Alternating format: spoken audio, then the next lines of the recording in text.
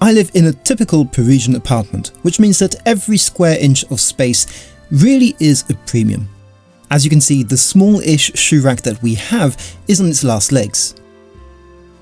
We even tried fixing it in the past using some staples, but obviously this is no longer going to be sufficient. I have something really cool in mind to replace it using some leftover oak shelves as well as some vegetable tanned leather straps sent to me by the Radermecker tannery in Belgium, but more on them later.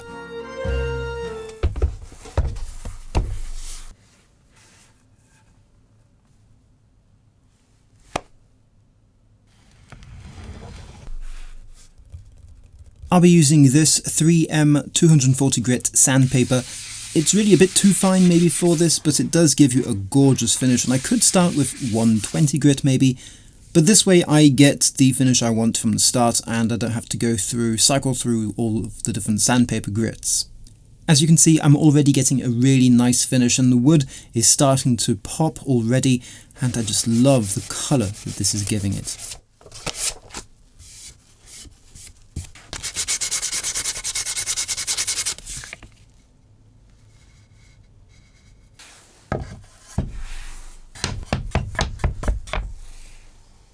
Well, that's me done with the sanding part, which I hope is going to be the most tedious and long part. It took me about 2 hours and a bit, give or take, to do all this by hand. Next part is going to be varnishing all of these buttes and sanding them again. Well, at least not really completely, just a bit. And then varnishing them a second time. So yeah. I chose to go with a varnish by V33, which is made specifically for kitchens and bathrooms. The idea behind this being that it will protect it better against spillages, i.e. wet shoes, mud, dirt, you name it. I'll be giving every piece at least 2 coats and sanding between coats.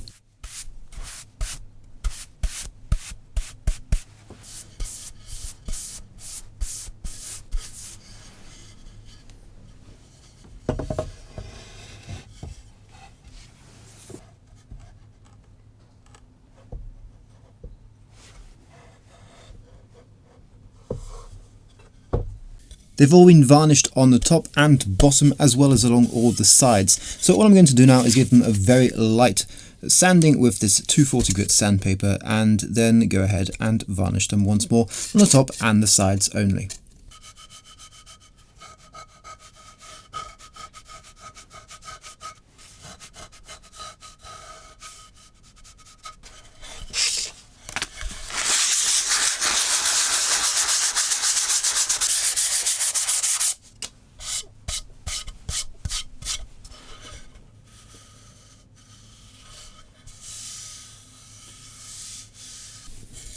That's 1 down, 7 more to go. It should be fun. All the pieces have had 4 coats of varnish and they are ready now for the final step of the process. So I have some 400 grit sandpaper for a very final light sand, and then I will be using a nice hard wax, a restoration wax if I'm not mistaken, to come and give it their final coat of protective layering.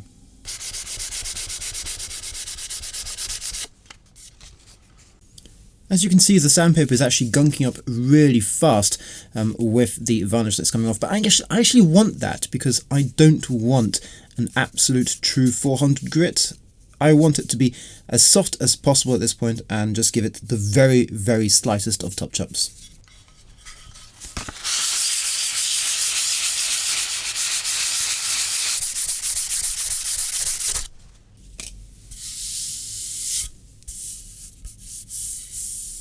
There we go, that is insanely smooth and feels amazing.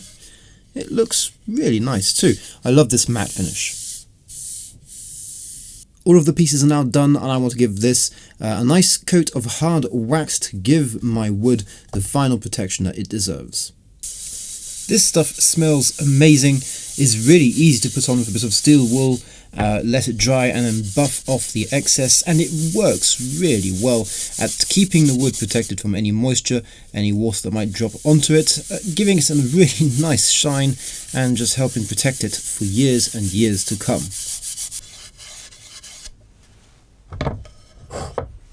It's a good 10 minutes to dry off, and now hopefully should give me the final look that I'm looking for. This wood is now probably too nice to be a shoe rack, but hey, let's keep going. I'm really absolutely loving this. Look at that, that's gorgeous.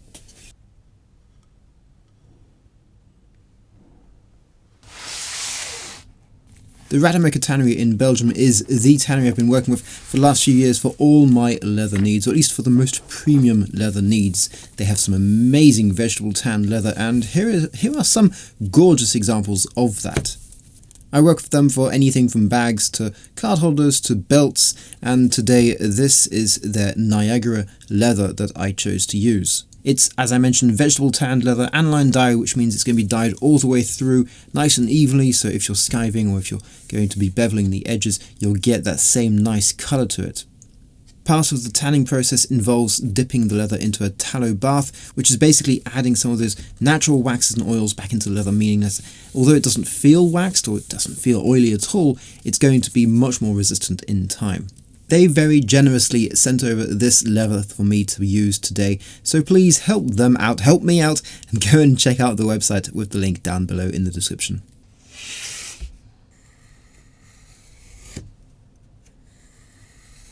I'm using a simple edge beveler here to round out the corners.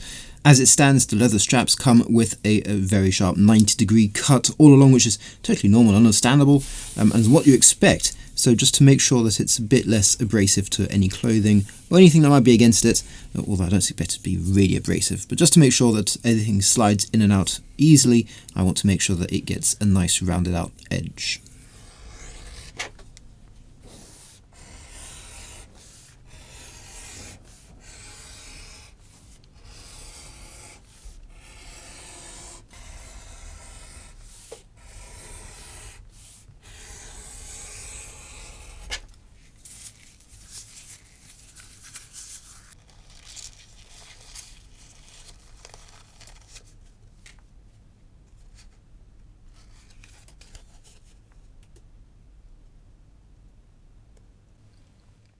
The leather straps are 3 cm wide, and since I want them to be at 3 cm away from the edge, and the centre of that hole is going to be at 1.5 cm into that leather, it means I need to then pre-drill the holes at 4.5 cm from each edge.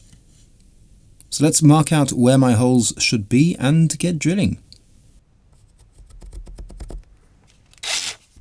It's important to pre-drill the holes because otherwise you do run the risk of splitting the wood, as you're going to be screwing this through the end grain of the wood. So yeah, make sure you always pre-drill when possible.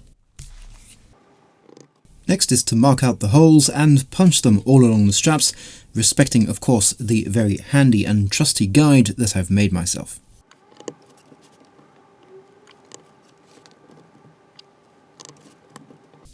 Well, look at that. I have barely a centimetre to spare on this strap, so my calculations were pretty darn perfect. Let's hope that all of the straps turn out this way.